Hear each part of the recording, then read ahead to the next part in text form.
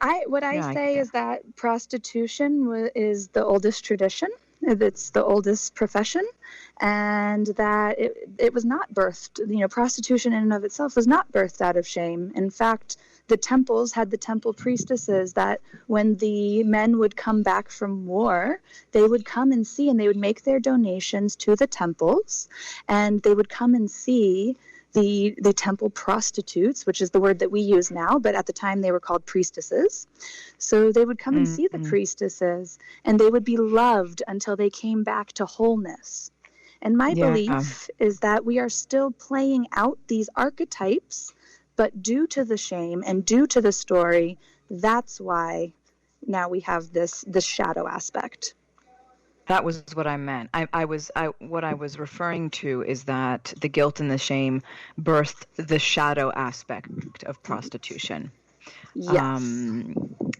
I think we're talking about the same thing. But so I'm curious, how did you use your trauma? Because I know that this goes back also into your childhood as a turning point for your deep transformation. Well, I identified that my triggers are really the roadmap to all of the places that I'm still not free. A trigger of attraction or a trigger of aversion is still something that can pull us outside of our integrity. And when we are experiencing that pull, we are not actually living to our true self. We are playing out a different story. And so for me, following my trauma, following the roadmaps of those feelings that moved through my body, I was able to find a way to come back to oneness, come back to the self that I was, and the self that I always held within that had gotten shifted and changed through the landscape of my life. And so through working with my trauma and following this roadmap, I was able to go all the way back to the beginning, to the space before the trauma, to reclaim that aspect and bring it forward again. Wow. And did you have somebody helping you through that process?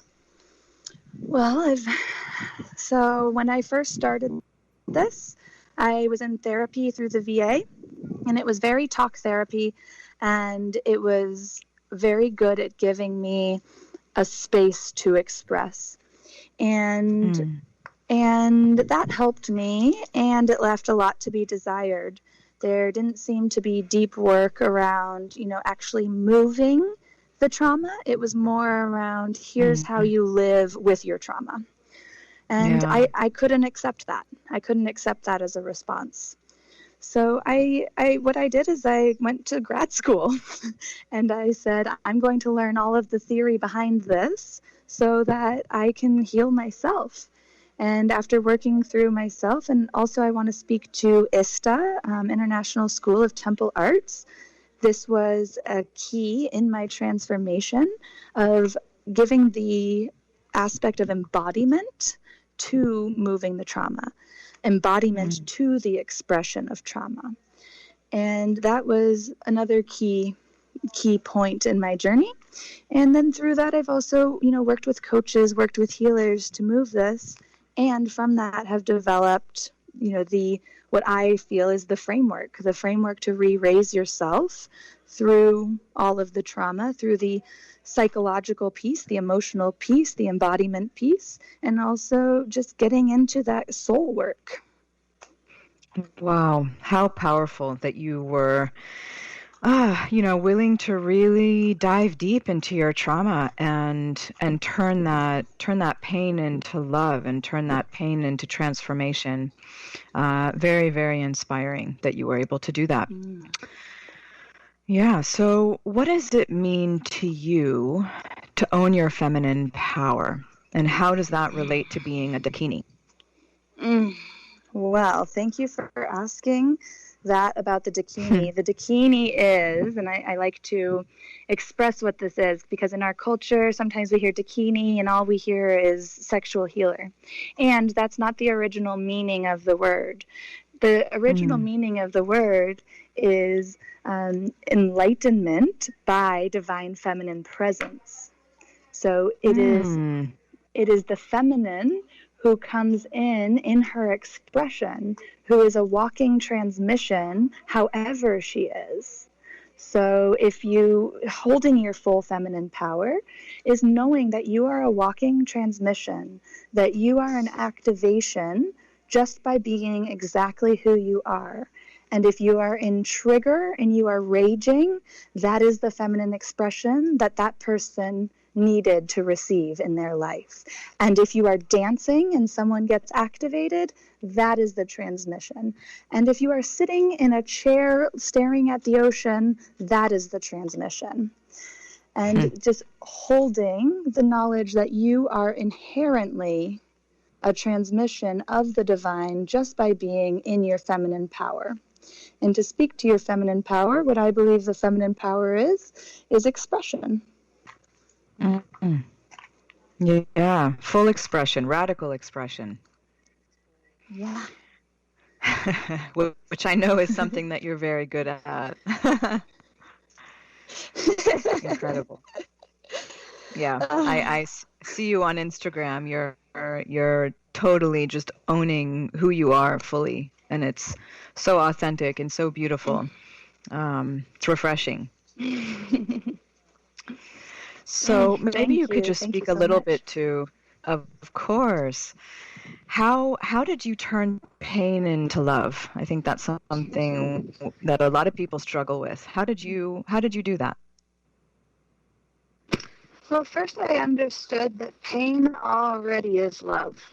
Pain is your body's expression that something is not okay, that it's not going right, that there's something that needs to move.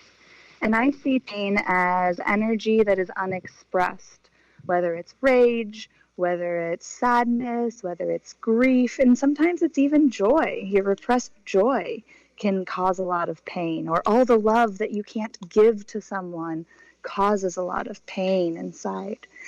And so for me, it was about rewriting my interpretation and my experience of pain and finding the beauty and finding the love.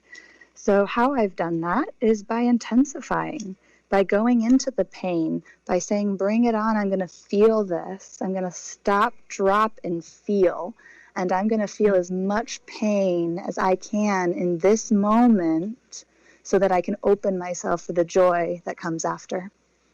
Oh, wow. That's so beautiful. I love that. And yeah, emotional alchemy is an incredibly powerful tool, and you seem to be a master of that.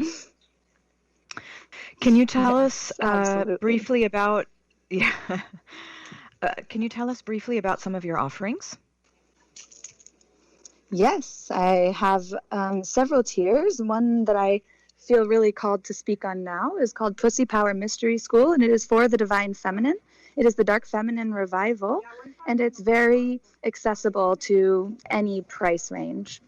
So that is my group work, and that is where over 140 women have now gone through the 6 initiations that have come through of the light and dark feminine.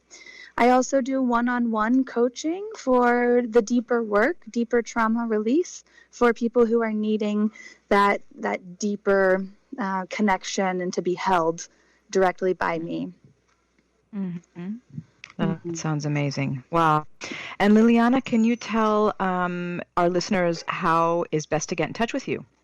Absolutely. So if you would like to get involved, if you'd like to learn more, I have 2 websites, lilianacoventina.com as well as pussypowermysteryschool.com. And these are the best ways to get started. Also find me on Instagram at ppowermysteryschool is my handle on Instagram. Amazing. Thank you so much, Liliana. This was an enlightening conversation. Thank you, Naomi. Yeah, it was really, really a pleasure. And stay tuned for the other episode with Liliana. She'll be giving us some more information. We'll be diving deep into other issues with her. Thank you so much for taking the time to be with us on Divine Couples. Feel free to check us out at www.divine-couples.com. And feel free to also check out our social media page on Instagram is @divine.couples, adding intimacy, passion, and healing to your lives. And if you have questions or comments, feel free to send me an email at info@divine-couples.com. Thank you so much for joining us. I am your host, Naomi Slater.